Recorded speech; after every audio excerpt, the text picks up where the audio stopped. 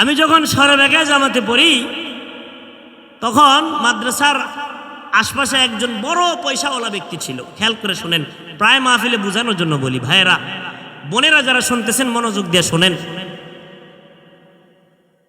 তো শুনলাম ওই পয়সাওয়ালা ব্যক্তি যে 5 ওয়াক্ত নামাজ পড়তো, কপালের মধ্যে সেজদার দাগ আছে, কোটি কোটি টাকার মালিক, তার অধীনস্থ অনেক লোক তার ফ্যাক্টরিতে কাজ করে, প্রভাবশালী এলাকা।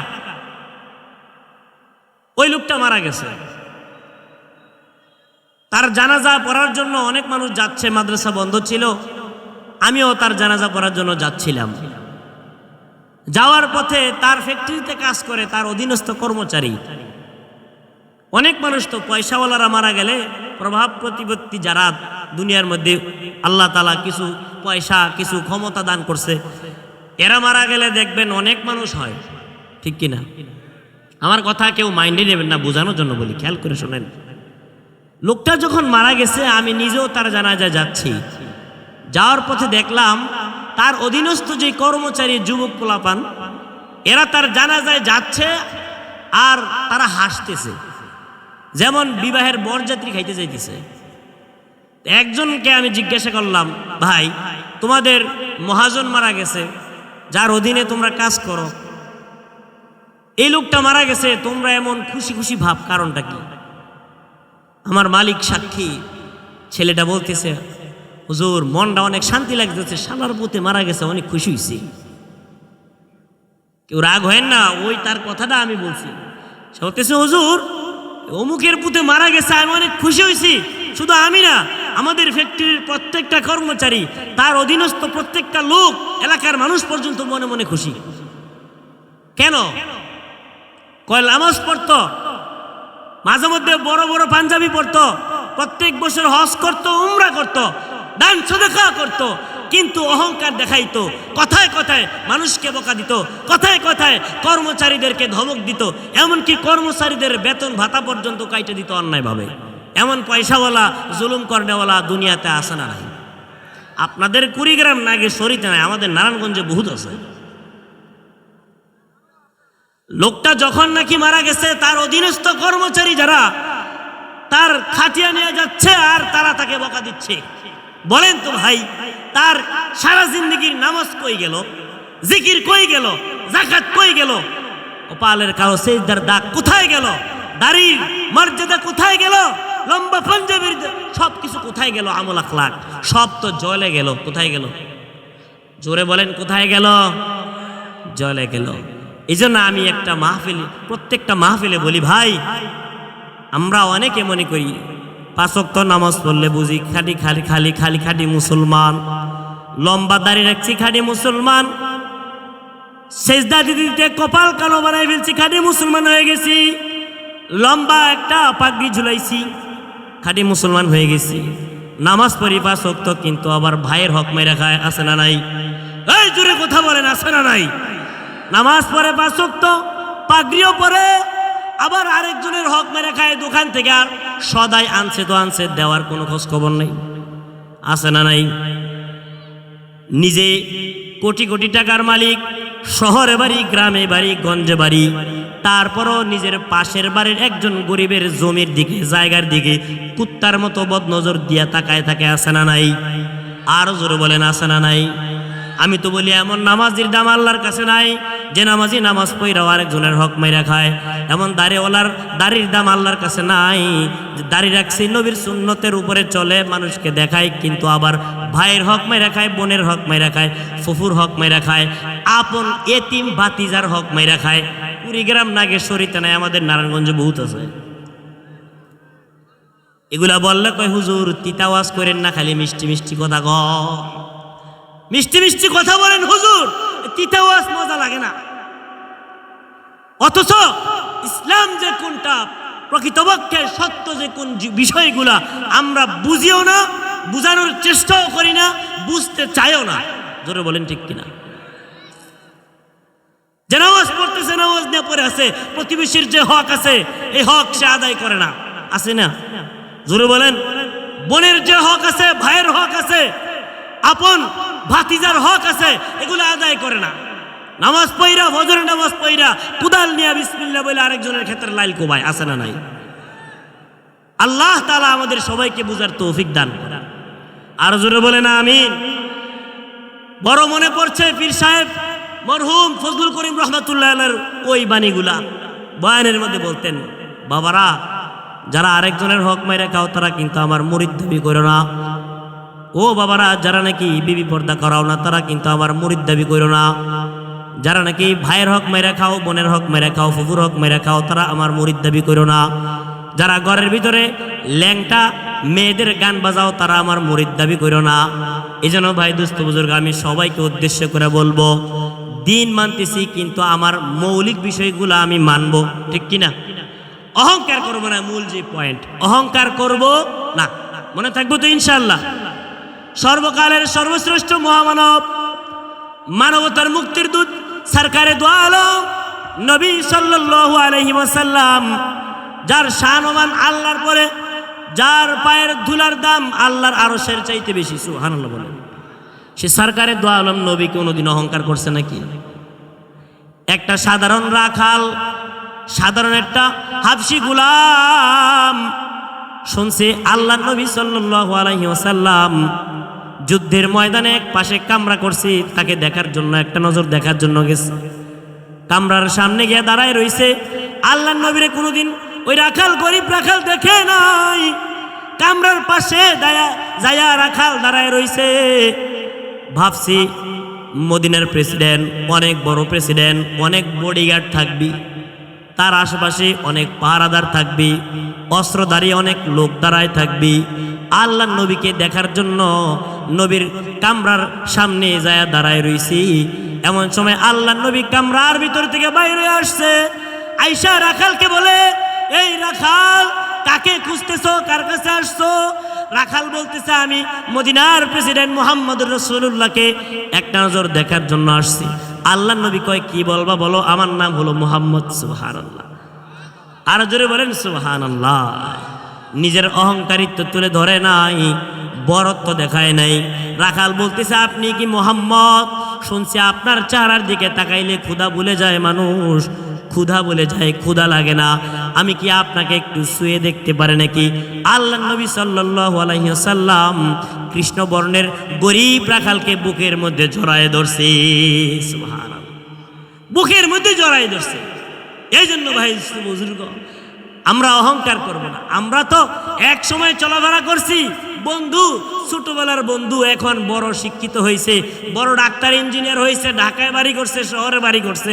গ্রামে আসলে গরিব বন্ধুকে আর চিনেই না, আছে কিনা? না, উচিত তো হলো সবার সাথে সমানভাবে চলা, ধনী গরিব সবার সাথে মিশা চলা, সবাইকে দ্বীনের দাওয়াত দিয়ে চলা। অহংকার করা যাবে না। যে অহংকার করবে দুনিয়াতেও ধ্বংস হবে, আখিরাতেও ধ্বংস হবে। খুতুবাতে জুলফিকারে আল্লামা জুলফিকার আহমদ নকশবন্দি রহমাতুল্লাহ আলাইহি, ঘুমায় গেছেন আপনারা? কারা কারা ঘুমায় গেছেন হাত উঠায় দেখান তো। জেগে আছেন কারা কারা হাত উঠায় দেখান। নারায়ে তাকবীর, নারায়ে তাকবীর। খুতুবাতে জুলফিকার কিতাবের নাম বাবা আল্লামা জুলফিকার আহমদ নকশবন্দি রহমাতুল্লাহ আলাইহি উল্লেখ করেন, গজনবের বাদশাহ, নাম তার সুলতান মাহমুদ গজনবী রহমাতুল্লাহ আলাইহি। তার দরবারে একজন গোলাম ছিল, নাম ছিল আয়াজ। বাদশাহ আয়াজকে অনেক বেশি ভালোবাসতো, অনেক বেশি মোহাব্বত করত। নিজে যা খাইতো আয়াজকে খাওয়াইতো, নিজে দামি বিছানার মধ্যে শুইতো, আয়াজকেও দামি বিছানার মধ্যে শোয়াইতো। আয়াজের জন্য দামি একটা কামরা প্রাসাদের মধ্যে দিছি। এটা নিয়ে প্রাসাদের অন্যান্য লোকেরা অনেক বেশি কথাবার্তা বলে, কানাঘুষা করে। কিছু মানুষ আছে অন্যের ভালো দেখতে পারে না, আছে কিনা? তারা সব সময় আয়াজের পিছনে লাইগা রইছে, আয়াজের পিছনে লাইগা রইছে। আয়াজকে কিভাবে মিথ্যা তুহমত দিয়া আয়াজের সম্মানটা নিচে নামানো যায়, তাদের হিংসে হয়। এই জন্য আয়াজের পিছনে তারা গোয়েন্দা বাহিনী লাগাই দিছে। সব সময় আয়াজের পিছনে লাগা থাকবা, আর দেখবা আয়াজ কখন কি করে, কোথায় যায়। কোনো দোষ যদি আয়াজের পাও তাইলে আমাদের কাছে জানাইবা, আমরা সরাসরি বাদশাহ সুলতান মাহমুদের কাছে আয়াজের বিরুদ্ধে মামলা দিমু। তো গোয়েন্দা লাগাই দিছে কিছু হিংসুট গোয়েন্দা, এরা সবসময় আয়াজের পিছনে থাকে। লক্ষ্য করলো রাত্রিবেলায় সবাই যখন ঘুমায় যায়, বাদশাহ নিজের কামরায় চলে যায়, আয়াজ নিজের কামরায় চলে যায়। আয়াজ নিজের কক্ষের বাতিটা অনেকক্ষণ পর্যন্ত জ্বালায় রাখে। গোয়েন্দা বাহিনী লুকায় লুকায় দেখতেছে আয়াজ কি করে। ছিদ্র দিয়া উকি দিয়া দেখতেছে গোলাম আয়াজ ঘরের ভিতরে একটা সিন্দুক খুইলা ওই সিন্দুকের ভিতর থেকে আরেকটা ছোট্ট সিন্দুক খুলছে। সিন্দুকটা খুইলা অনেকক্ষণ পর্যন্ত সিন্দুকের দিকে তাকায় রইছে। সিন্দুকের দিকে অনেকক্ষণ পর্যন্ত তাকায় রইছে। তারা কয়েকদিন ফলো করলো। প্রত্যেক দিন রাত্রেবেলায় ঘুমানোর আগে আয়াজ তার ঘরের গোপন সিন্দুকটা খুইলা ওই সিন্দুকের ভিতর থেকে আরেকটা সিন্দুক খুলে, খুইলা অনেকক্ষণ পর্যন্ত তাকায় থাকে, আবার রাইখা দেয়। তার একটা ইস্যু পাইছে। হিংসুকদের কাছে গিয়ে বলতেছে, শোনো শোনো শোনো, একটা ইস্যু পাইছি। রাত্রেবেলায় সবাই যখন ঘুমায় যায়, আয়াজকে দেখলাম আয়াজ তার ঘরের ওই গোপন সিন্দুকটা খুইলা ওইটার ভিতর আরেকটা ছোট সিন্দুক, সিন্দুকের দিকে অনেকক্ষণ পর্যন্ত তাকায় থাকে, কিন্তু সিন্দুকের ভিতরে কি আছে দেখা যায় না। মনে হয় বাদশার ধনভাণ্ডার থেকে দামি কোনো ধনরত্ন আয়াজ ওখানে লুকায় রাখছে, যা কাউকে দেখতে দেয় না। তখন হিংসুকরা যাচাই বাছাই না কইরা নির্দোষ নিরপরাধ একজন ব্যক্তি আয়াজের নামে বাদশার কাছে গিয়া মামলা দিয়ে দিছে। যাই বলতেছে, বাদশাহ আয়াজকে যে আপনি এত ভালোবাসেন, এত বিশ্বাস করেন, আপনার ধনরত্ন খাজানা সব তো আয়াজ শেষ করতেছে। তো কি করে আয়াজ? তার ঘরের ভিতরে গোপন একটা সিন্দুক, ওই সিন্দুকের ভিতরে আরেকটা সিন্দুক, প্রত্যেক দিন রাত্রে সে ওখানে কি জানি জমা করে। বাদশাহ বলতেছে, আচ্ছা ঠিক আছে, বাদী বিবাদী দুজন আগামীকালকে উপস্থিত, সবকিছু উপস্থিত করবা। পরের দিন যখন নাকি রাজদরবার কায়েম হইল, সুলতান মাহমুদ গজনী আয়াজকে ডাকতে বলতেছে, আয়াজ শোনো, তোমার ঘরের ভিতরে কি একটা গোপন সিন্দুক আছে নাকি? আয়াজ বলতেছে, আচ্ছা আসি। ওই সিন্দুকের ভিতরে আরেকটা সিন্দুক কহ। তখন বাদশাহ অন্যান্য লোকদেরকে বলছে, যাও আয়াজের ঘরের ভিতর থেকে সিন্দুকটা বাইর করে এখানে নিয়ে আসো।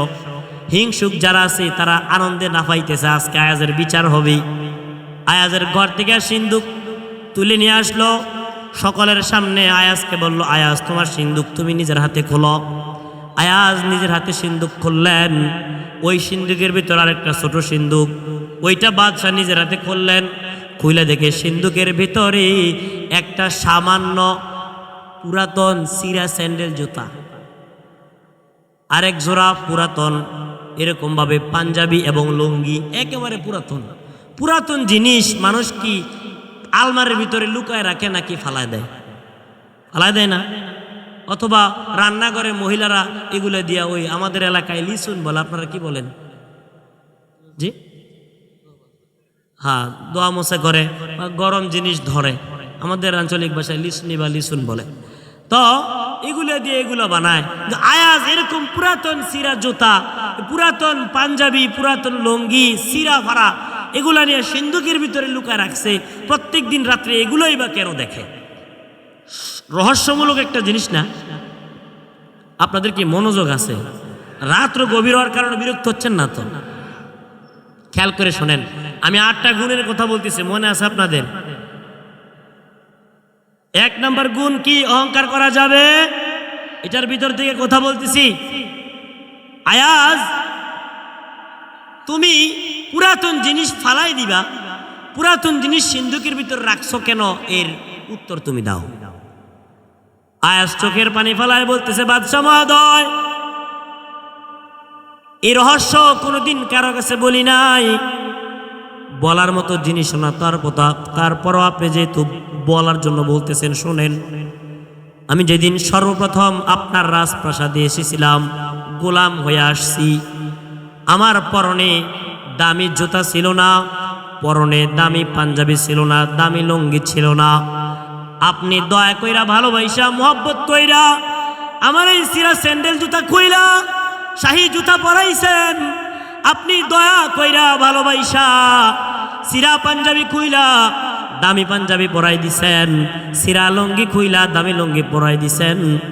প্রত্যেক দিন ঘুমানোর পূর্বে আমার সেই প্রথম দিনের স্মৃতিগুলা সিন্ধুকের ভিতরে যত্ন করে রাখছি, আর দেখি আর বলি, আয়াজ রে অহংকার করিস না, বাদশা তোরে দামি জুতা পরাইছে, প্রথম দিনের সম্বল কিন্তু এই সিরা জুতা ছিল। আয়াজ রে অহংকার করিস না, বাদশা তোরে দামি লুঙ্গি পরাইছে, প্রথম দিনের সম্বল কিন্তু এই সিরা লুঙ্গি ছিল।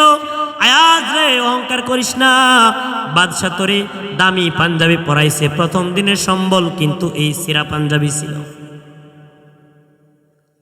এই কথা শুই না বাদশাহ আয়াজকে বুকের মধ্যে জড়ায় ধরছে, কপালের মধ্যে চুমা দিয়া কয়, আয়াজ আজকে থেকে তুমি হইলে আমার প্রধানমন্ত্রী। আর জোরে বলেন সুবহানাল্লাহ। হিংসুকরা হিংসা করছে, নিন্দুকরা নিন্দা করেছে, সম্মান বাড়াই দিছে কে? আর জোরে বলেন কে? আর আয়াজ অহংকার করে নাই, দুনিয়ায় তো সম্মান বাড়ছে, আখিরাতে সম্মান বাড়ছে। জোরে বলেন ঠিক কিনা? এই জন্য অহংকার করবেন না তো কোনোদিন। আল্লাহ আমাদের সবাইকে অহংকার মুক্ত জীবন যাপন করার তৌফিক দান করেন। আরো জোরে বলেন আমিন, আরো জোরে বলেন আমিন। মা বোনেরা যারা শুনতেছেন, মা বোনদের মধ্যে অনেক সময় অনেক রকমের অহংকার চলে আসে। আমি দেখে তোমার ঘর করতেছি, কিন্তু আমার বাপের বাড়ির যে জমিদার, যদি আমি না হইতাম আর কেউ তোমার ঘর করতো না, লাথি দিয়ে চলে যাইতো। স্বামীর সাথে অহংকার করে কি করে না? ফুটায়, অহংকারী দেখায়। এগুলা করবেন না মা বোনেরা। আপনার বাপের বাড়ি যত বড়ই জমিদার হোক, আপনার স্বামী এখন আপনার সামনে বড় পিসাব। জোরে বলেন ঠিক কিনা? এই জন্য মা বোনদেরকে বলবো, অহংকার দেখাবেন না, সব সময় নমনীয়তা অবলম্বন করবেন।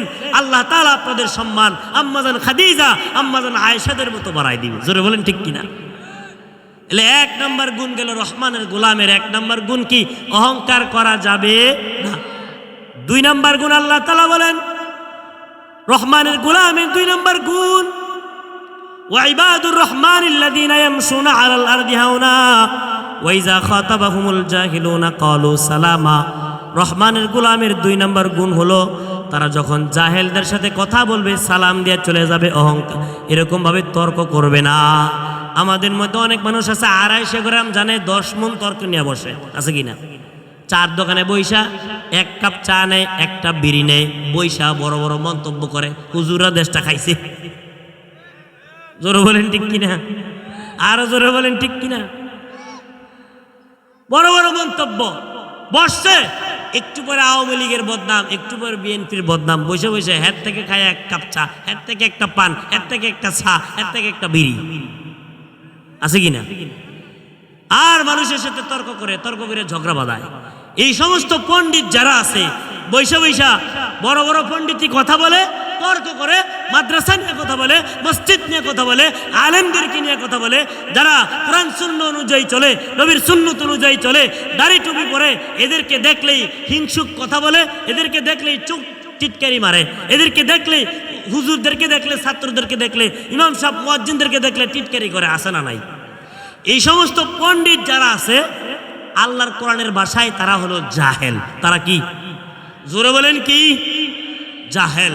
এই সমস্ত জাহেল যারা, জাহেলদের সাথে তর্ক না কইরা সালাম দিয়ে চলে যাবে, কার বিধান? আরো জোরে বলেন কার বিধান? মনে থাকবো তো ইনশাআল্লাহ। আপনি তাকে একটা জিনিস বুঝাইতে গেছেন, সে বুঝে না, উল্টা আপনাকে তর্ক দেয়। তখন যখন দেখবেন সে বুঝতেছে না, তর্ক দিয়া আরো ঝামেলা সৃষ্টি করে, বলবেন আসসালামু আলাইকুম ভাই, তুমি বেশি জানো, আমি কম জানি, আমি চলে যাই। এটা হলো বুদ্ধিমানের কাজ। মূর্খদের কাজ তর্ক বাজায় ঝগড়া করা, আর বুদ্ধিমানের কাজ হলো সালাম দিয়ে চলে আসা। এটা কার বিধান? আরো জোরে বলেন কার বিধান? তাহলে তর্ক করবেন। আল্লাহ তাআলা বলেন ওয়াইজা খাতাবাহুমুল জাহিলুনা ক্বালু সালামা। রহমানের খাঁটি গোলাম যারা, তাদের দুই নাম্বার গুণ হলো জাহেলদের সাথে যখন কথা বলবে সালাম দিয়ে চলে আসবি। রহমানের গোলামের 3 নাম্বার গুণ, মনে আছে আপনাদের কোন পয়েন্টে কথা বলতেছি? কয়টা গুণে গুণান্বিত হওয়ার কথা বলছে? হ্যাঁ, নিশ্চিন্তে নিরাপদে জান্নাতে যাওয়ার জন্য এই গুণগুলা। 3 নাম্বার গুণ হলো আল্লাহ তাআলা বলেন ওয়াল্লাযীনা ইয়াবিতুনা লিরাব্বিহিম সুজদান ওয়া কিয়ামা। রহমানের গোলামের 3 নাম্বার গুণ হলো তারা আল্লাহ পাকের কুদরতি কদমে সেজদা দিয়া এবং দাঁড়ায় দাঁড়ায় নামাজ পড়া রুকু দিয়া রাত্র কাটাইবে। ওয়াল্লাযীনা ইয়াবিতুন, অতিবাহিত করবে যারা লিরাব্বিহিম সুজদান ওয়া কিয়ামা, তাদের রাত্রগুলা আল্লাহর কুদরতি কদমে সিজদা দিয়া এবং দাঁড়ায় দাঁড়ায় নামাজ পড়া। সুবহানাল্লাহ।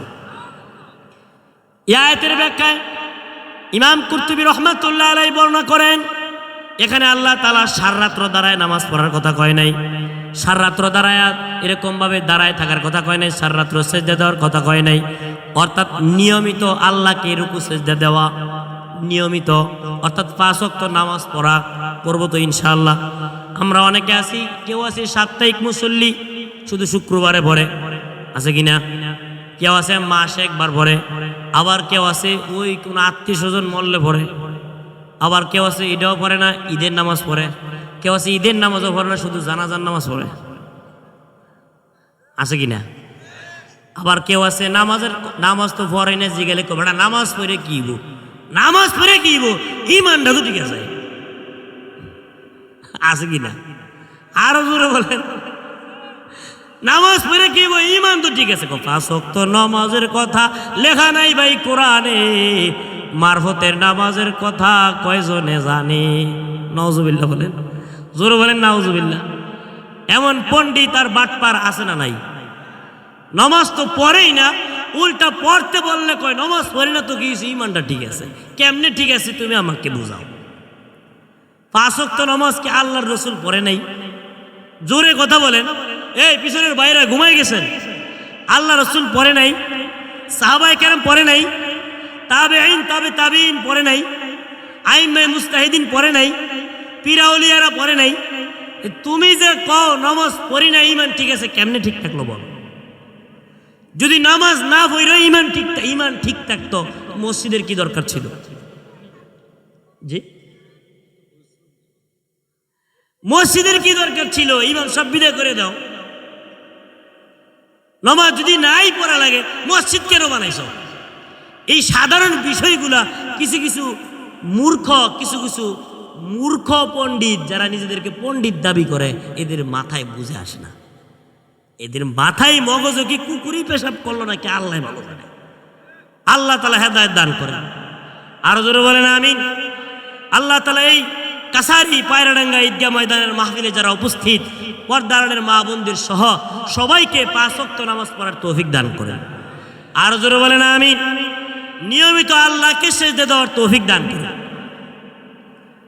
খুতবাতে জুলফিকারে নামাজের বিষয় বর্ণনা করতে গিয়ে আল্লামা জুলফিকার আহমদ নকশবন্দি রহমতুল্লাহ আলাইহি বিরক্ত হচ্ছেন না তো আপনারা? একটা উদাহরণ দিব। উনি উল্লেখ করেন, আল্লাহ নবী সাল্লাল্লাহু আলাইহি সাল্লামের কাছে একজন সাহাবী আসছে একটা নালিশ নিয়া। কি নিয়া বলেন? আয়েশা বলতেছে, ওগো সরকার, আপনার দরবারে একটা নালিশ নিয়ে আসছি, বিচার নিয়ে আসছি। আল্লাহ নবী কয়, কিসের বিচার, কিসের নালিশ? সাহাবী বলতেছে, আমার বাড়িতে একটা উট আছে, উটের বিরুদ্ধে বিচার নিয়ে আসছি। কারণ আপনি তো শুধু মানব জাতির নবী না, আপনি কুল কায়নাতের পয়গম্বর, সকলের নবী বানাইয়া আল্লাহ আপনাকে দুনিয়াতে পাঠাইছে। সুবহানাল্লাহ বলেন।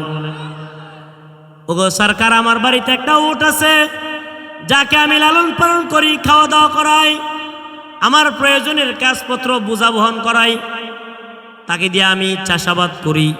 কিন্তু রাত্রবেলায় যখন হয়, আমার উটটা আমার দরজার সামনে আইসা, জানালার সামনে আইসা, গোয়ালের ভিতরে তাইকা এমনভাবে চিল্লাফাল্লা করে, তার আওয়াজের চিৎকারের চেঁচামেচির কারণে আমি শান্তিতে ঘুমাইতে পারি না।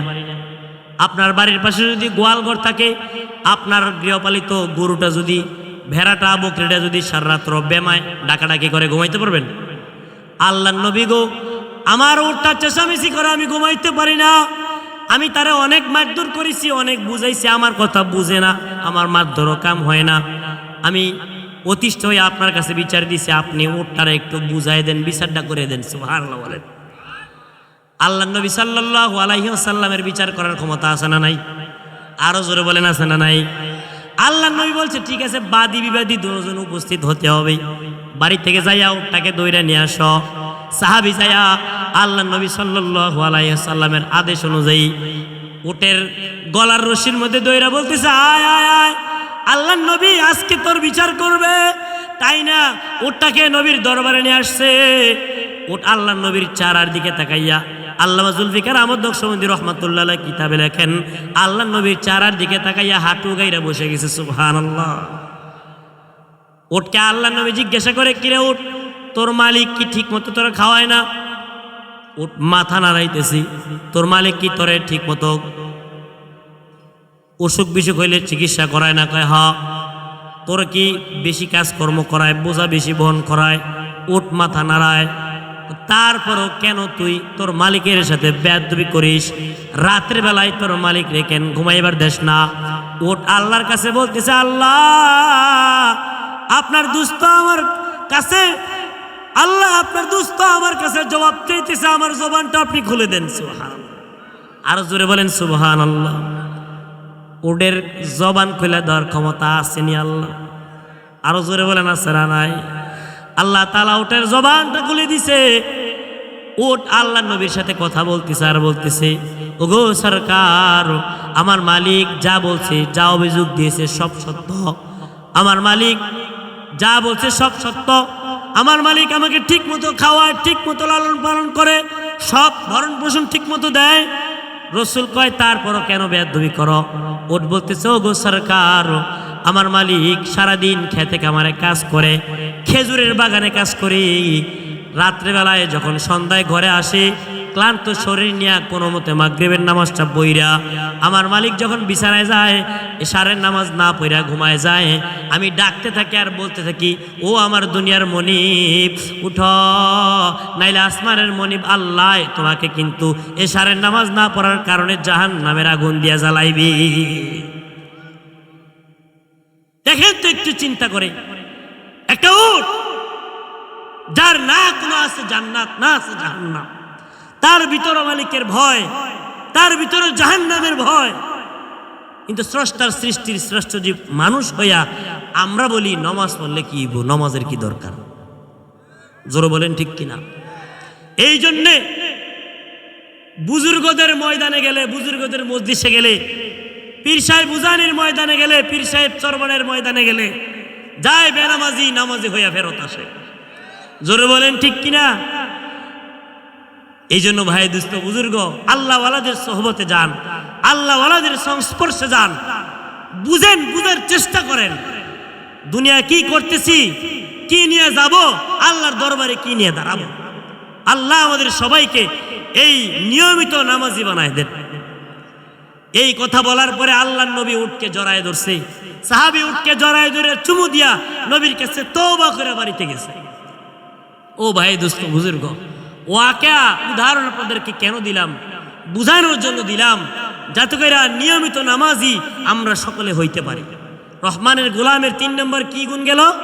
নিয়মিত আল্লাহকে সিজদা দেওয়া, নিয়মিত দাঁড়ায় নামাজ পড়া। 4 নম্বর গুণ আল্লাহ তাআলা বলেন, ওয়াল্লাযীনা ইয়াকুলুনা রব্বানা সরিফ আন্না আযাবা জাহান্নাম। রহমানের গোলামের 4 নম্বর গুণ হলো, রহমানের খাঁটি গোলাম যারা আল্লাহর কাছে জাহান্নাম থেকে পানাহ চাবি। কি থেকে? জোরে বলেন কিসের থেকে? জাহান্নামের আগুন সহ্য করার মতো ক্ষমতা দুনিয়ার কারো আছে? ও বাবারা, ও পর্দারের মা বোনেরা, আপনারা তো আগুনের কাছাকাছি বেশি থাকেন, রান্না বান্না করেন, যখন নাকি গুনাহ করার ইচ্ছা হবে ভাইয়েরা আগুনের দিকে তাকাইবেন, লাকড়ি দিয়া ভাত পাক করে, লাকড়ি দিয়া তরকারি রান্না করে, পানি গরম করে, চা বানায়, যখন নাকি দেখবেন লাকড়িটা পোড়াইতেছে আর খেয়াল করবেন আমি যদি আমার মালিকের কাজ না করি, আমি যদি মালিককে খুশি করতে না পারি, জাহান্নামের আগুনে কিন্তু এই লাকড়ির মতো আমাকে জ্বালানো হবে। এই যে এখানে একটা চায়ের কাপ আছে, চা গরম, এই জন্য আস্তে আস্তে পান করি, অথচ এখানে আগুন নাই, অনেকক্ষণ আগে আগুন দিয়ে জ্বালানো হয়েছে, ধরতে পারি না। একটা গরম পাত্র অনেকক্ষণ আগে জ্বালায় আনছি, অনেকক্ষণ আগে আগুনের উনুনে বসানো ছিল, চুলায় বসানো ছিল, ধরলে হাতটা পুড়ে যায়, ধরলে হাতে ঠোসা পড়ে যায়। দুনিয়ার সাধারণ আগুনের তাপ সহ্য করতে পারেন না। একটু কিছুদিন আগে আবহাওয়া উত্তপ্ত ছিল, তাপমাত্রা বেশি ছিল, আমাদের অনেক কষ্ট হয়েছে, বৃষ্টির জন্য হাহাকার করেছি, আল্লাহ তাআলা বৃষ্টি দিয়া ঠান্ডা করেছে।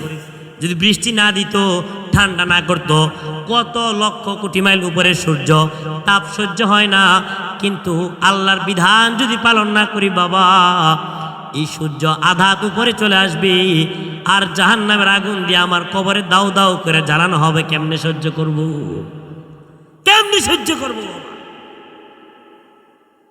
খলিফাতুল মুসলিমিন হযরত ওমর, আবু বকর, উসমান, আলী, যাদেরকে আল্লাহ পাকের নবী জান্নাতের গ্যারান্টি দিয়ে গেছে, ওই সমস্ত সম্মানিত ব্যক্তিবর্গ তারা পর্যন্ত জাহান্নামের ভয়ে কাঁদতে কাঁদতে বেহুশ হয়ে যাইতেন। আবু বকর সিদ্দিক খড় কুটা হাতে নিয়ে মাঝে মধ্যে বলতো, হায় রে এই খড় এই কুটা এলাকরি, তোর তো জান্নাত নাই জাহান্নাম নাই। আল্লাহ যদি আমি আবু বকর রে একটা খড় কুটা বানাই তো আমার তো জাহান্নামে যাওয়া লাগতো না। হযরত ওসমান রাদিয়াল্লাহু তাআলা আনহু যখন কবর দেখতেন কাঁদতে কাঁদতে দাড়ি ভিজায় ফেলতেন, এমন ভাবে কান্নাকাটি করতেন জাহান্নামের ভয়ে। আল্লাহ পাকের কাছে কান্নাকাটি করতে করতে দাড়ি ভিজায় ফেলছে, অথচ আল্লাহ তাদেরকে জান্নাতের গ্যারান্টি দিছে। আমার আপনার কি অবস্থা একটু চিন্তা করছি আল্লাহর কাছে। এই জন্য জাহান্নাম থেকে পানা চাবো, বেশি বেশি পড়বো আল্লাহুম্মা আজিরনা মিনান নার। পড়েন আল্লাহুম্মা আজিরনা মিনান নার, সবাই পড়েন আল্লাহুম্মা আজিরনা মিনান নার, আল্লাহুম্মা আজিরনা মিনান নার, আল্লাহুম্মা আজিরনা মিনান নার, আল্লাহুম্মা আজিরনা মিনান নার, আল্লাহুম্মা আজিরনা মিনান নার। এই জন্য এই জাহান্নামের ভয় কলবের মধ্যে ঢুকাইতে গেলে ওলামায়ে কেরামের সংস্পর্শে যাওয়া, বুজুর্গদের সংস্পর্শে যাওয়া, যারা জিন্দেগিতে যান নাই একবার হলো যায় দেখবেন ওই চরমনের ময়দানে, উজানির ময়দানে শায়েখদের জাহান্নামের বয়ান শুই না কানতে কানতে মানুষ বেহুশ হয়ে যায়, দিলটা পরিবর্তন হয়ে যায়। এই জন্য ভাই দুস্থ বুজুর্গ, আমি বলবো যারা যান নাই বুজুর্গদের ময়দানে যান। মুরিদ হওয়ার জন্য যাওয়ার কথা বলি না, যাই একবার দেখেন শুনেন কি আগুন তারা কলবের মধ্যে লাগায় দেয়। মাওলার ভয়, মাওলার ইশক মোহাব্বত কলবের ভিতরে পয়দা করে। জাহান্নাম থেকে পানাহ চান, আল্লাহ তাআলা আমাদের সবাইকে জাহান্নাম থেকে বাঁচার তৌফিক দান করেন। জোরে বলেন আমিন। চোখের পানি আসে না তাহাজ্জুদের টাইমে দাঁড়ায় দাঁড়ায়া দুই রাকাত নামাজ পড়া আল্লাহর কাছে চোখের পানি ফেলায়, খালি এতটুকু বলেন আল্লাহুম্মা আজিরনা মিনান নার, আল্লাহুম্মা আজিরনা মিনান নার, আল্লাহুম্মা আজিরনা মিনান নার, আল্লাহুম্মা আজিরনা মিনান নার। পানি আসে না, পানি আনার ভান করেন, কান্দার ভান করেন। একটা ফুটে চোখের পানি যদি আপনি আনতে পারেন, রাসূল বলেন কিয়ামতের ময়দানে আল্লাহ পাক রব্বুল আলামিন যেদিন জাহান্নামকে টাইনা আনতে বলবেন ফেরেশতাদেরকে, জাহান্নাম যখন আসতে থাকবে একদল ফেরেশতা পানি ছিটাই দিবে, জাহান্নাম দৌড়ে চলে যাবে। বান্দা বলবে আল্লাহ কি পানি ছিটাই দিলা, জাহান্নাম দূরে চলে যাইতেছে। আল্লাহ বলবে তোর ওই পানি আমি সংরক্ষণ করে রাখছি, যেই পানি আমি আল্লাহর ভয়ে তুই ফালাইছস চোখ থেকে আসি। এজন্য মাওলার ভয়ে কানবেন তো ইনশাআল্লাহ, কানবেন তো ইনশাআল্লাহ। আল্লাহ আমাদের কলবের মধ্যে মাওলা পাকের মহব্বত দান করেন, মাওলা পাকের ভয় দান করেন। জোরে বলেন আমিন। এই আয়াতের ব্যাখ্যায় এই 4 নম্বর গুণ বলতেছিলাম, মনে আছে আপনাদের? আপনারা কি বিরক্ত হয়ে গেছেন? 4 নম্বর যে গুণটা বলছি, জাহান্নাম থেকে বেশি বেশি পানাহ চাবে, এই আয়াতের ব্যাখ্যায় ইমাম কুরতুবী রহমতুল্লাহ আলাইহি এবং ইমাম হাসান বসরি রহমতুল্লাহ আলাইহি লেখেন, অর্থাৎ রহমানের গোলামের 4 নম্বর গুণ হলো, একটা ব্যাখ্যা হলো আল্লাহর কাছে বেশি বেশি তওবা করা। কি করা? তওবা করা। যেই নবীর কোনো গুনাহ নাই, সামনে পিছনে সব পাপ, সেই নবী প্রত্যেক দিন 100 বার তওবা করছে। সুবহানাল্লাহ। কয়বার? আমার আপনার গুনাহ কম না বেশি? তাহলে আমার আপনার তওবা কম করা দরকার না বেশি করা দরকার? রাতের বেলায় বাবা ঘুমানোর পূর্বে একটা মুরাকাবা করবেন, বালিশের সাথে মাথাটা লাগাইয়া চিন্তা করবেন সকালবেলায় ঘুম থেকে ওঠার পর্যন্ত এখন শোয়া পর্যন্ত কয়টা গুনাহ করছেন, কয়টা ভালো কাজ করছেন। যদি দেখেন আপনার গুনাহের সংখ্যা বেশি, চোখের পানি ফেলায় তওবা কইরা মাওলার দরবারে তওবা কইরা তারপরে ঘুমান। আল্লাহ না করুক ঘুমের মধ্যে যদি মরণ হয়, ইমানের মৃত্যু নসিব হবে না। এই জন্য ভাই দুস্থ বুজুর্গ, জাহান্নাম থেকে পানাহ চাবেন, বেশি বেশি তওবা করবেন, প্রত্যেক দিন কমপক্ষে 100 বার পড়বেন আস্তাগফিরুল্লাহ। কি পড়বেন? জোরে বলবেন, কমপক্ষে 100 বার কি পড়বেন? আর জোরে বলেন কি পড়বেন? কয়বার? 100 বার, কমপক্ষে 100 বার আস্তাগফিরুল্লাহ পড়বেন। রসুল বলেন যারা বেশি বেশি ইস্তেগফার করে, যারা বেশি বেশি তওবা করে, আল্লাহ তাআলা দুনিয়াতে তাদেরকে কয়েকটা নগদ পুরস্কার দেয়। সুবহানাল্লাহ বলেন। কি কি? কোরআনের মধ্যে সরাসরি আল্লাহ বলছেন। আল্লাহ কয় ফাকুল তুস্তাগফিরু রাব্বাকুম ইন্নাহু কানা গফফারা, ফাকুল তুস্তাগফিরু রাব্বাকুম ইন্নাহু কানা গফফারা। আল্লাহ তাআলা কয় তোমরা আল্লাহর কাছে তওবা করো, ইস্তেগফার করো, আল্লাহ তাআলা ক্ষমাশীল। যারা তওবা করবা আল্লাহ তাআলা তাদেরকে কি নগদ পুরস্কার দিবি? আল্লাহ কয় ইরসিলিস সামা আলাইকুম মিদরারা ওয়া ইমদিদুকুম বিআমওয়ালি ওয়া বানিনা ওয়া ইয়াজআল লাকুম জান্নাতিন ওয়া ইয়াজআল লাকুম আনহারা। যে যারা তওবা করবে আল্লাহ তাআলা তাদের দোয়া কবুল করবে। সুবহানাল্লাহ। দোয়া কবুল করে আসমান থেকে রহমতের বৃষ্টি দিবে। তাদের সন্তান হয় না, সন্তান দিয়ে সাহায্য করবে। যারা বেশি বেশি তওবা করবে আল্লাহ পাক রব্বুল আলামিন, তাদের সম্পদ নাই, ধন সম্পদ দিয়ে সাহায্য করবে এবং আল্লাহ তাআলা তাদেরকে জান্নাত দান করবে। সুবহানাল্লাহ। তাহলে বেশি বেশি তওবা করার অন্যতম একটা ফজিলত এই আয়াতের ব্যাখ্যায় মুফাসসির আলাইহির রাহমা লেখেন, তাবরানী শরীফের মধ্যে মুহাদ্দিস লেখেন তওবা বেশি বেশি করলে কি পাওয়া যাবে? আল্লাহর কাছে মোনাজাত কইরা যা চাবে আল্লাহ তাদেরকে তা দান করবে। সুবহানাল্লাহ। ও মা বোনেরা, সন্তান হয় না, আল্লাহর কাছে তওবা করেন। সন্তান দেওয়ার মালিক কে? কোন পীরের ক্ষমতা আছে? কোন মাজারের ক্ষমতা আছে? কোন বাবার ক্ষমতা আছে? কোন দরগা দুর্গার ক্ষমতা আছে? ক্ষমতার মালিক কে? আল্লাহর কাছে তওবা করে আল্লাহর কাছে চান, সন্তান দিবেন কে? সন্তানটা কথা শুনে না, আল্লাহর কাছে তওবা করেন। যেই কোনো বিষয়ে আল্লাহর কাছে তওবা করেন, সমস্যার সমাধানের মালিক কে? আল্লাহ। এই জন্য তওবা করবেন তো ইনশাআল্লাহ। এইটা গেল 4টা গুণ, কোরআনের 4টা, হাদিসের 4টা। আমি মুখতাসার ভাবে বলতেছি, আপনারা অনেকে উঠাউঠি করতেছেন, রাত্র বেশি হয়ে গেছে। হাদিসের 4টা। 1 নম্বর, আল্লাহ রসুল বলেন, তাবরানী শরীফের হাদিস, ইয়া আইয়ুহান নাস, দুনিয়ার মানুষেরা, আমার উম্মতেরা, আফসুস সালাম ওয়া তুইমুত তুআম, নিশ্চিন্তে নিরাপদে জান্নাতে যাইতে গেলে হাদিসের 1 নম্বর গুণ হলো আল্লাহ রাসূল কয় বেশি বেশি সালামের প্রচার প্রসার ঘটাও। বেশি বেশি কি দিবা? সালাম দিবা। বাড়িতে যায় স্বামী তার স্ত্রীকে সালাম দিবে, স্ত্রী তার স্বামীকে সালাম দিবে। দিবেন তো ইনশাআল্লাহ। ও দাদারা যারা আছেন বাড়িতে গিয়ে দাদির সালাম দিবেন, ভাইয়েরা যারা আছেন বাড়িতে গিয়ে ভাবির সালাম দিবেন, বেশি বেশি সালাম দিবেন। আপনার চাইতে বয়সে ছোট যারা তাদেরকেও সালাম দিবেন, বড় যারা আছে তাদেরকেও সালাম দিবেন ইনশাআল্লাহ বলেন। 2 নম্বর, ওয়া তুইমুত তুআম, মানুষদেরকে খাবার খাওয়াইবেন, খাবার খাওয়ায় দোয়া নেবেন। ওয়াসিলু বিল আরহাম, রক্তের সম্পর্ক ঠিক রাখবেন। রক্তের সম্পর্ক বুঝেন তো? আমি শুরুতে যে কয়েকটা কথা বলছি, যে হক যদি ঠিক রাখেন, ভাই ভাইয়ের হক দিয়ে দেয়, চাচা ভাতিজার হক দিয়ে দেয়, ফুফুর হক বোনের হক দিয়ে দেয়, রক্তের সম্পর্ক ঠিক থাকে। জোরে বলেন ঠিক না? খালি শালির বাড়িতে আপেল কমলা নিয়ে বেড়াইতে যায়েন না, আপন বোনের বাড়িতে মাঝে মধ্যে যাইবে। এগুলো হলো ব্লাড কানেকশন, রক্তের সম্পর্ক। যারা ছিন্ন করে, রসুল বলেন তারা জান্নাতে যাইতে পারবে না। ওয়াসাল্লু ফিল লাইলি ওয়ান নাসু নিয়াম, 4 নম্বর, আল্লাহ রসুল বলেন রাত্রেবেলায় তখন দাঁড়ায় নামাজ পড়ো যখন মানুষগুলা ঘুমন্ত অবস্থায় থাকে। তাহলে কয়টা গুণ গেল? 8টা হয়েছে নি? কোরআনের 4টা, হাদিসের কয়টা? 4টা। কয়টা হলো? 8টা।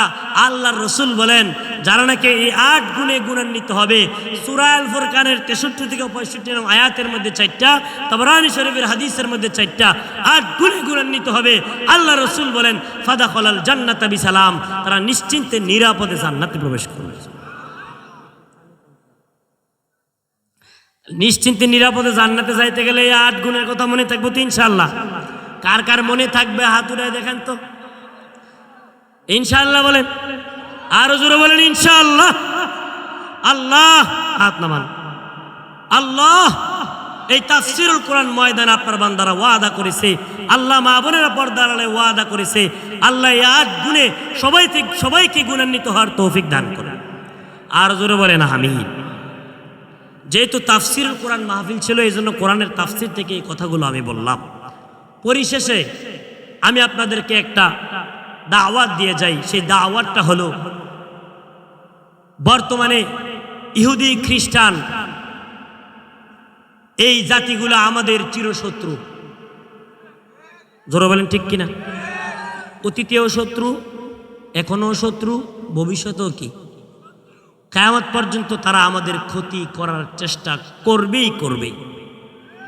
যতই বিভিন্ন বাহানা দিয়া, যতই বিভিন্ন কৌশলে তারা আমাদের উপকার দেখাইয়া আমাদের কাছে আসতে চায়, উপকার করো ভালো কথা, কিন্তু ইসলাম থেকে বিতাড়িত করার জন্য, ইসলাম থেকে দূরে সরায় দেওয়ার জন্য কোনো রকমের দাওয়াত যদি কোনো মিশনারি আমাদেরকে দেয়, আমরা তাদেরকে বৃদ্ধাঙ্গুলি দিয়ে দেখাই দিব আমরা ইসলাম এবং ইসলামের নবীকে নিজের জানের চাইতে বেশি ভালোবাসি। জোরে বলেন ঠিক কিনা? আরো জোরে বলেন ঠিক কিনা? কোনো খ্রিস্টান মিশনারি, কোনো অমুসলিম যদি আমাদেরকে তার ধর্মে দীক্ষিত হওয়ার জন্য দাওয়াত প্রদান করে, গোপনে করুক প্রকাশ্যে করুক, যেভাবেই করুক না কেন, ন্যাক শুরুতে এসে ধোঁকা দেওয়ার চেষ্টা করে, আমরা কখনোই তাদের সেই ফাঁদা জালে আটকা পড়ব না।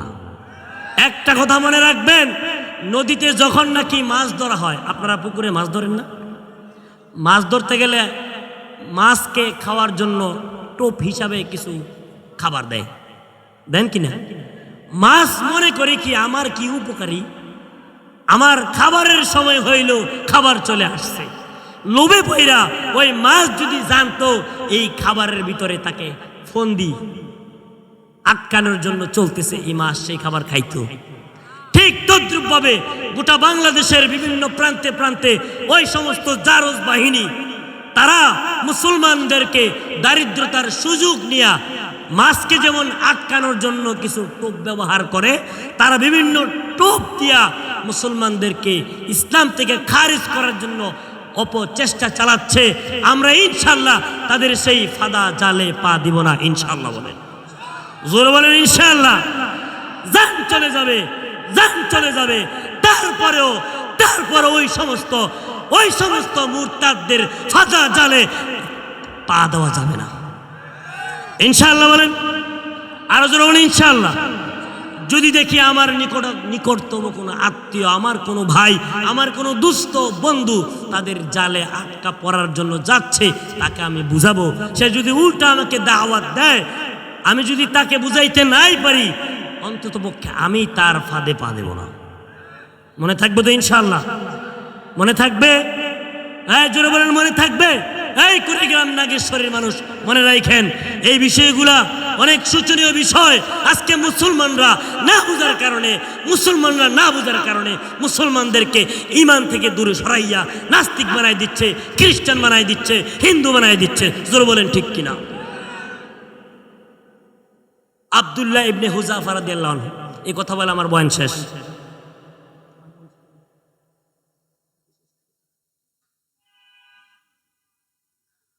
আপনারা কি বিরক্ত হচ্ছেন? আব্দুল্লাহ ইবনে হুযাফা রাদিয়াল্লাহু আনহু একজন বীর মুজাহিদের উদাহরণ দিয়ে আমার বয়ান শেষ করে দিব। শুনবেন তো ইনশাআল্লাহ? কারা কারা না শুনে চলে যাবেন হাত উঠায় দেখান।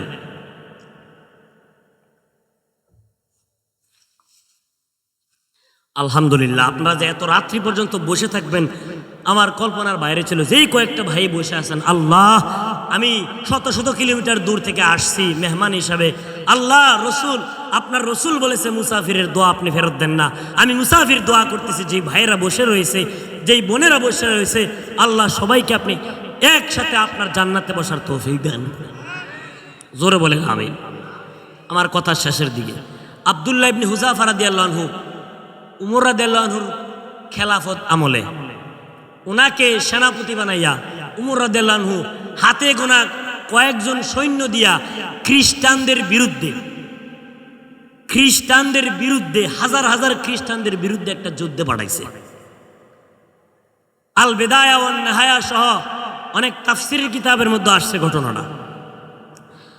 আব্দুল্লাহ ইবনে হুযাফা রাদিয়াল্লাহু আনহু ঘটনাক্রমে ওনার সঙ্গী সাথীদেরকে সহ ওই খ্রিস্টান বাদশার কাছে ধরা পড়ছে, যুদ্ধের ময়দানে বন্দী হয়ে গেছে। সংক্ষিপ্ত আকারে বলতেছি, যখন নাকি যুদ্ধের ময়দানে বন্দী হইয়া আব্দুল্লাহ ইবনে হুযাফা রাদিয়াল্লাহু আনহু সাহাবায়ে কেরামদেরকে সাথে নিয়া ওই খ্রিস্টান বাদশার কাছে বন্দী হয়ে গেছে। যাওয়ার পরে খ্রিস্টান বাদশাহ আব্দুল্লাহ ইবনে হুযাফাকে বলতেছে, এই আব্দুল্লাহ ইবনে হুযাফা, তোমাদের সাহস তো কম না, হাজার হাজার সৈন্যের মোকাবেলায় মাত্র হাতে গোনা কয়েকজন লোক চলে আসছো, কিসের বলে আসছো? আব্দুল্লাহ ইবনে হুযাফা বলেন, আমরা তরবারির বলে আসি নাই, শরীরের শক্তির বলে আসি নাই, ঈমানের বলে চলে আসছি। সুবহানাল্লাহ। বাদশাহ আব্দুল্লাহ ইবনে হুযাফা রাদিয়াল্লাহু আনহুর সামনে তারা একজন সহযোদ্ধা সাহাবীকে নিয়া তেলের মধ্যে ভাইজে দিছে, ফুটন্ত তেলের মধ্যে ভাজছে, আর বলতেছে এখনো সময় আছে, আব্দুল্লাহ খ্রিস্টান ধর্ম গ্রহণ করো, নতুবা তোমাকেও ফুটন্ত তেলের মধ্যে দিয়ে দেওয়া হবে। আব্দুল্লাহ ইবনে হুযাফা চোখের পানি ফালাইতেছে। বাদশাহ ভাবতেছে মনে হয় ভয় পাইছে। কান্দো কেন? কান্দতেছি এই জন্যে, আমার যেই ভাইকে এই মুহূর্তে আপনি তেলের মধ্যে ভাজলেন, এই তেলের মধ্যে ভাজলেন, এই ভাই একসাথে আমার সাথে বড় হয়েছে, একসাথে যুদ্ধের ময়দানে গেছি, আফসোস সে এই তেলে ভাজতে ভাজতে এই তেলে ভাজা হইয়া আল্লাহর জান্নাতে আমার আগে চলে গেছে, আমি এখনো পর্যন্ত যাইতে পারিনি। আরেকজনকে তার সামনে শুলে চড়াই দিছে। তারপরে আব্দুল্লাহ ইবনে হুযাফা ঈমান থেকে দূরে সরে না। একজন আইসা পরামর্শ দিল, বাদশা মহোদয় একটা কাজ করেন, এমনি কাজ হবে না, তাকে বন্দি রাখেন।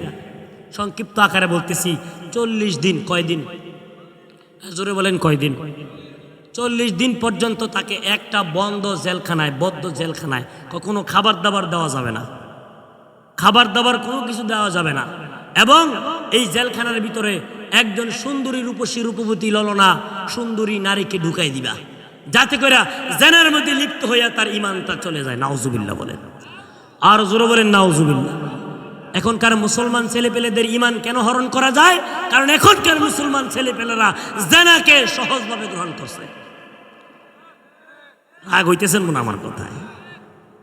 আব্দুল্লাহ, যাই হোক, আব্দুল্লাহ ইবনে হুযাফা রাদিয়াল্লাহু আনহুকে 40 দিন বন্দি রাখার পূর্বে একটা অফার দিছে, এই আব্দুল্লাহ শোনো, কত কষ্ট করবা, শোনো একটা কথা, আমার সুন্দরী মেয়েকে তোমার কাছে বিবাহ দেওয়া হবে, আমার বাইজেন্টাইন সাম্রাজ্যের পুরাটাই তোমাকে দিয়ে দেওয়া হবে, বিনিময়ে ইসলাম ছাইরা খ্রিস্টান ধর্ম গ্রহণ করো।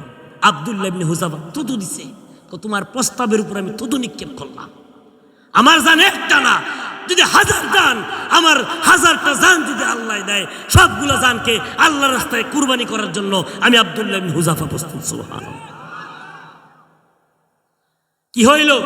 40 দিন পর্যন্ত আব্দুল্লাহ ইবনে হুযাফা রাদিয়াল্লাহু তাআলা আনহুকে একটা বন্ধ ঘরের মধ্যে আটকা রাখছে, কোনো খাবার দাবার দেয় নাই। 40 দিন পর্যন্ত আটকা রাখছি। একটা সুন্দরী রূপবতী গুণবতী সুন্দরী নারীকে জেলখানার ভিতরে ঢুকাই দিছে।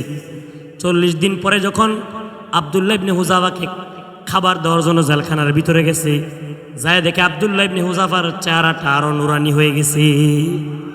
40 দিন কোনো খাবার নাই, পানি নেই, কোনো কিছু নাই। কিসের বলে?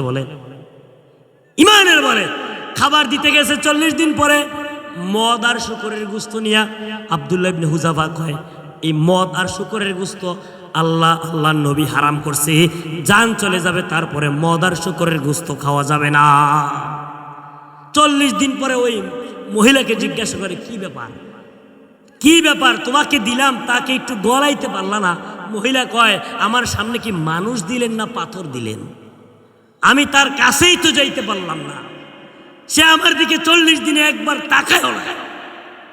40 দিন পরে ওই বাইজেন্টাইন বাদশাহ, খ্রিস্টান বাদশাহ অপারগ হইয়া আব্দুল্লাহ ইবনে হুযাফাকে বলে, তুমি এক কাজ করো, তোমার ঈমানের বল দেখে আমি মুগ্ধ হয়ে গেছি, তুমি আমার কপালের মধ্যে একটা চুমা দাও, তোমার একটা চুমার বিনিময়ে আমি তোমার বন্দীদেরকে মুক্তি দিয়ে দিই। সুবহানাল্লাহ। আর জোরে বলেন না সুবহানাল্লাহ। আব্দুল্লাহ ইবনে হুযাফা কপালের মধ্যে চুমা দেয় নাই, হাত রাইখা ভাইদেরকে বাঁচানোর জন্য ওনার হাতের মধ্যে চুমা দিছে, অতঃপর তার ভাইদেরকে মুক্তি দিয়ে দিছে। মুক্তি দেওয়ার পরে যখন উমরের সামনে গেছে, উমর রাদিয়াল্লাহু আনহু আব্দুল্লাহ ইবনে হুযাফার ঈমানের কথা শুনে ওনার কপালের মধ্যে চুমা দিয়ে বুকের মধ্যে জড়াই ধরছে। সুবহানাল্লাহ। ভাই দুস্থ বুজুর্গ, আমরা সেই বীর মুজাহিদদের উত্তরসূরি যারা জান দিতে প্রস্তুত ছিল, ঈমান দিতে প্রস্তুত ছিল না। এই জন্য এই পয়েন্টটা আমি শেষে বললাম, মনে রাখবেন যে কোনো সুকৌশলে ওই সমস্ত চক্রগুলো আমাদেরকে বিভিন্নভাবে ফাঁদে ফেলার চেষ্টা করতেছে, ভবিষ্যৎ করবে। ওই ফাঁদে আমরা কখনো পা দেব না, ইনশাআল্লাহ বলেন, আরো জোরে বলেন ইনশাআল্লাহ। আল্লাহ তাআলা যে বিষয়টা বুঝাইতে চাইছি আমাদের সবাইকে বুঝার তৌফিক দান করেন। যেই সমস্ত ভাইয়েরা ওই সমস্ত বানরদের, ওই সমস্ত শুকরদের ফাঁদা জালে পা দিয়েছে, সবাইকে আল্লাহ তাআলা আবার তওবা করে ঈমানের পথে আসার তৌফিক দান করেন। যারা মেহনত করতেছে আল্লাহ তাআলা এই দায়ীদেরকে দ্বীনের মুখলেস দায়ী হিসাবে কবুল ও মঞ্জুর করে নেন।